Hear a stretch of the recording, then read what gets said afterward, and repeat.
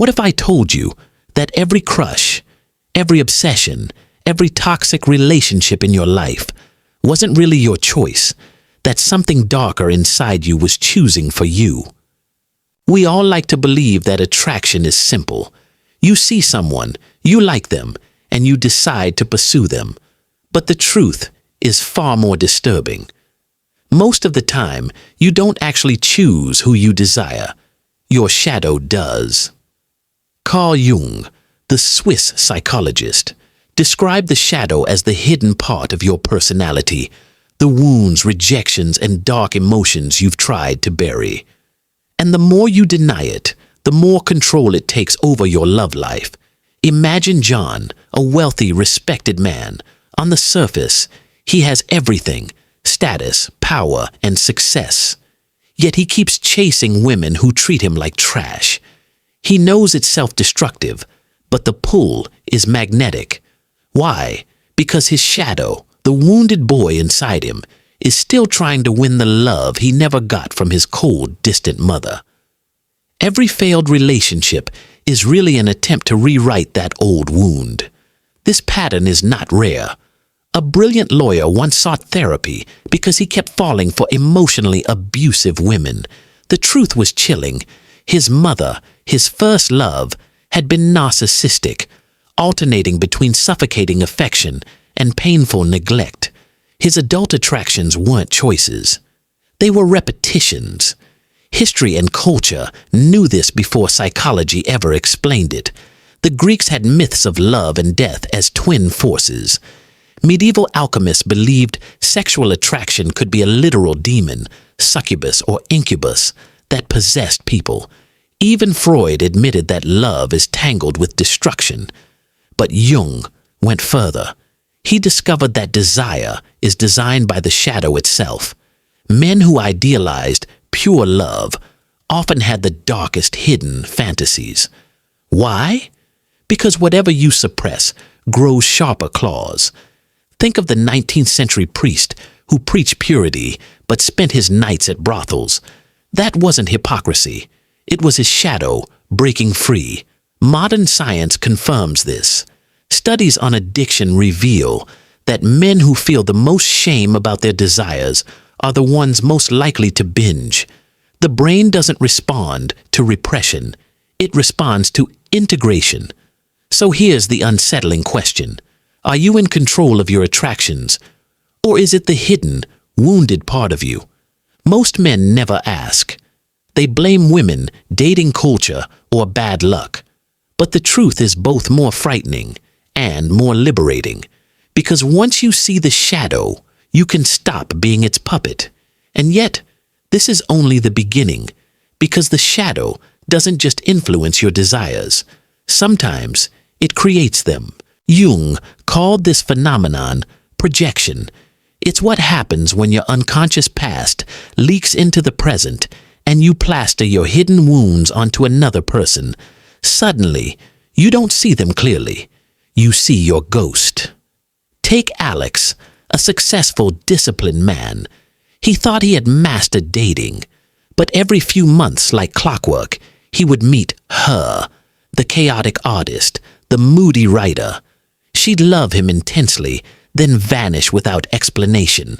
Every time, he convinced himself, I'm just attracted to passion. But in therapy, he faced the truth. At 14, his first love, a reckless, intoxicating girl, abandoned him without warning. He never healed. Instead, his psyche eternalized her. Every new woman who resembled her was just a mirror of that old wound. This is not rare. One patient studied by Jungian analyst Marie-Louise von Franz fell obsessively for cold, withholding women. Why? Because his mother would lock herself in her room for days, leaving him desperate for her return. His type wasn't a preference. It was a replay. Even ancient thinkers saw this. Plato wrote that lovers don't see each other clearly. They're gripped by divine madness, mistaking mortals for gods. Medieval poets sang of the anima, the inner feminine ideal Jung later described. Even Casanova, history's greatest lover, admitted that all his conquests were an attempt to recapture the feeling he first knew as a child with his wet nurse. Modern science agrees. A 2017 study found people often choose partners who resemble their opposite-sex parents' temperament, even if they deny it. Another study showed men imprint on small traits from their first adolescent crush: a laugh, a tilt of the head, a way of speaking. Your brain doesn't want a partner. It wants the partner, the one who fits the mold carved decades ago. But projection isn't just about nostalgia. It's also about revenge. Thomas, a high-powered attorney, only dated submissive women who adored him. At first, it looked like ego. His whole dating life was a theater of reversal, making women pay for the pain of the past. This is the shadow's cruelest trick. It doesn't just bind you to old wounds. It punishes the present for crimes committed long ago. Until you wake up, you'll keep chasing ghosts instead of people. So how do you break free? First, stop believing your own attractions. When you feel that magnetic pull, ask yourself, who does she remind me of? What old story am I replaying? Second, study your rejections. The people you avoid can reveal the parts of yourself you've buried. But projection is only one layer. The deeper truth is that desire itself isn't about connection. It's about power. And that's where the shadow grows darkest. Every obsession, every heartbreak, every toxic attraction comes from the same place: your deepest wounds. The shadow doesn't just sabotage you. It also hides your greatest potential. Jung called this the golden shadow, the paradoxical truth that your pain contains the raw material for transformation. Take Brian. For 10 years, he chased unavailable women. Therapy felt like archaeology, digging deeper until they reached the core memory. An 8-year-old boy standing in a hospital room, watching his grieving mother turn away from him. That single wound, being unseen, became the lens through which he saw all love. Women always felt out of reach. Traditional advice would tell him to fix the wound. Jung's wisdom: don't fix it, face it. History understood this too. Medieval poets didn't worship real women. They worshipped impossible ideals that forced them to confront their own longing. Tantric traditions teach that sexual energy, when fully felt but not acted upon, transforms into spiritual power. Nietzsche wrote that true growth comes not from avoiding demons, but from dancing with them until you learn their rhythm. Modern science agrees. Exposure therapy shows that when you re-experience your wounds consciously, your brain literally rewires itself.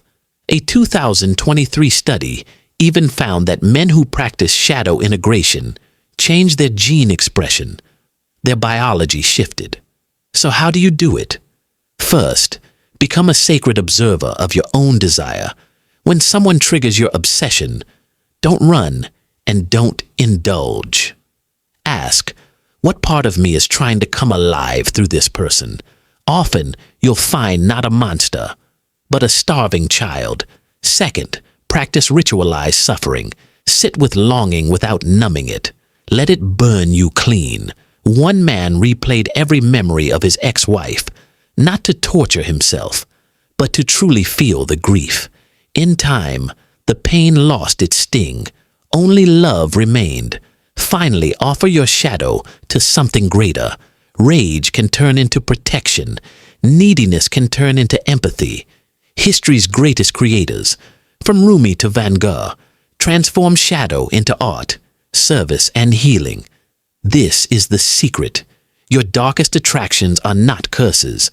They are unfinished initiations. Each wrong person wasn't a mistake. They were lessons, invitations to grow.